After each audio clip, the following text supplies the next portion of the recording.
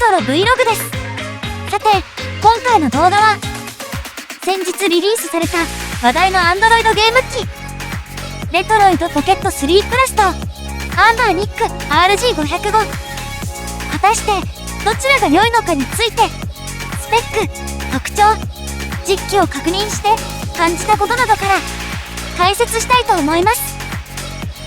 まだ、レビュー動画を見ていないのであれば、先にご視聴をお勧めします。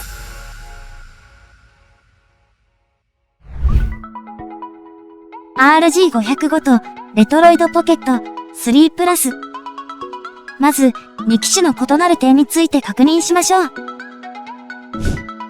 搭載するチップセット、メモリー、ストレージなどの仕様は同じで、性能はほぼ同じと言えます。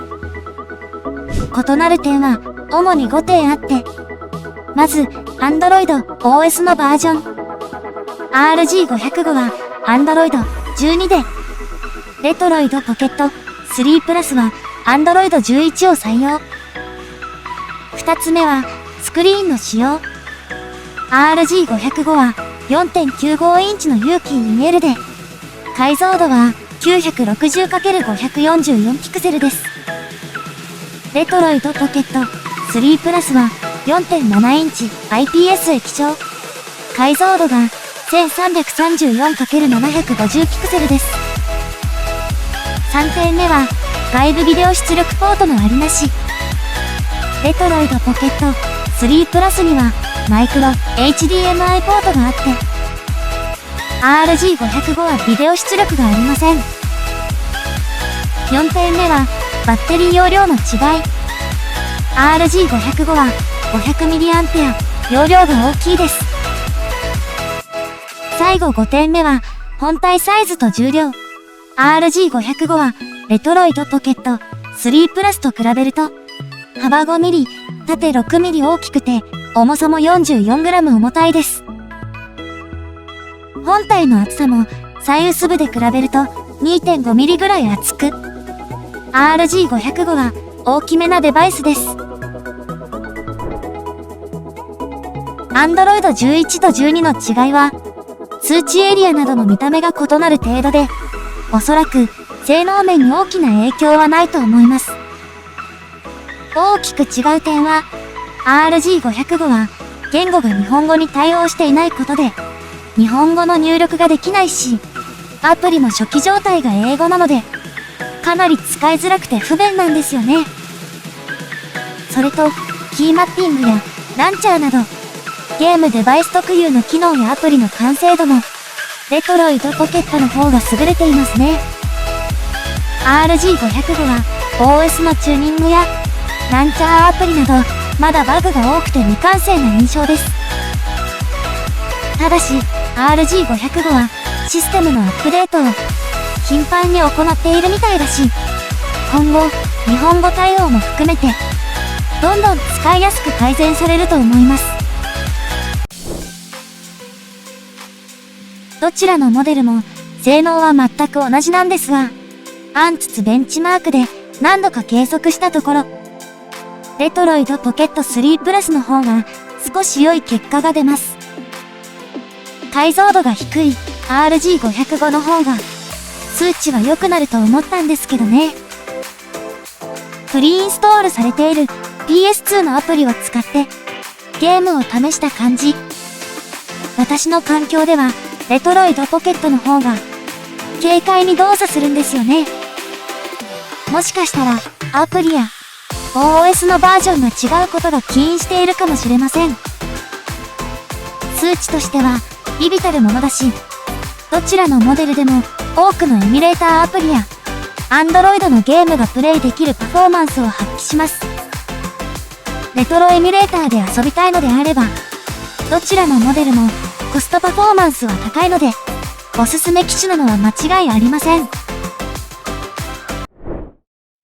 RG505 のスクリーンは有機 2L で、コントラストが高く、視野角による色の変化が起きません。メリハリがあって、かなり綺麗な映像を表示しますが、気になるのは最大輝度がかなり暗めなことです。レトロイドポケット3プラスは RG505 と比べると白や黒表示時に滲みを感じることがあります。とはいえ、この価格帯の機種としては視野角による色変化はほぼ起きませんし、何より輝度はかなり明るく設定できます。十分に綺麗でクオリティの高い液晶です。RG505 は PSP をエミュレートする場合、2倍の解像度でジャストフィットします。PSP エミュレーションには完璧な解像度仕様で、滲みが全く発生しないのが良い点です。ただ、私はどちらかというと、輝度がより明るく設定できるレトロイドポケットの方が多くの場合適しているのではと感じました。もちろん PSP がメインということであれば RG505 の方が断然良いと思います。アンバーニックらしいスクエアデザインの RG505 はツートンカラーで見た目が可愛らしく、質感もそこそこ良い感じです。ただ、ユーキー EL の都合なのかな。デザイン的にスクリーン周囲の余白が少し気になります。本体の厚さもそれなりにありますね。デザインは人により好き嫌いがありますが、RG505 は本体サイズのせいでアナログスティックとショルダーボタンが離れていて操作がしづらいです。操作ボタンを全体的に本体上側にずらすか、上下配列のショルダーボタンの方が良かった気がします。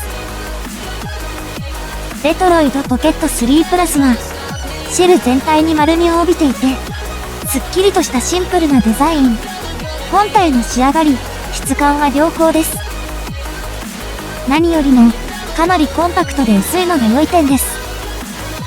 ホールド感、操作性は良好。ただし、スタート、セレクトボタン。これが本体上部、特殊な位置にあります。これは使いやすいとは思いませんが、ゲームプレイで多くの場合に不都合はありません。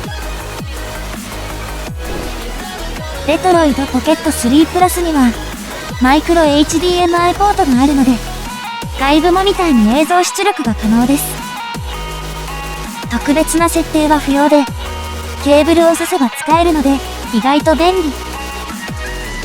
これは明確にレトロイドポケットの優位性ですね。RG505 の使用的な優位性は、バッテリー容量が 500mAh 多いことですかね。おそらく、レトロイドポケットよりもロングライフです。まあ、本体サイズも大きいので、優位であると言ってよいか、判断が難しいですけどね。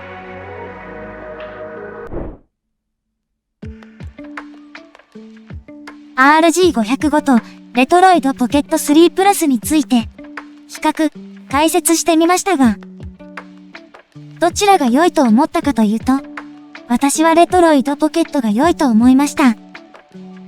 システムの使いやすさと本体のサイズ感、操作性やホールド感などにほぼ不満を感じません。総合的に完成度が高いデバイスですね。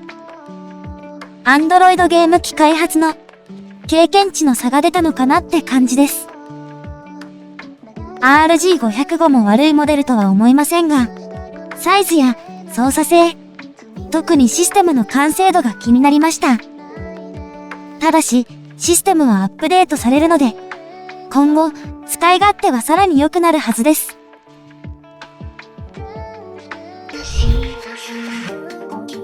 そんなわけで、今回の動画は以上となります。結論については、あくまでも私が感じたことで、捉え方は人それぞれだと思うのでご了承くださいね。もし動画を気に入ってくれて、チャンネル登録がまだなら登録してください。またコメントもお待ちしております。それでは次回の動画でお会いしましょう。じゃあまたね。バイバイ。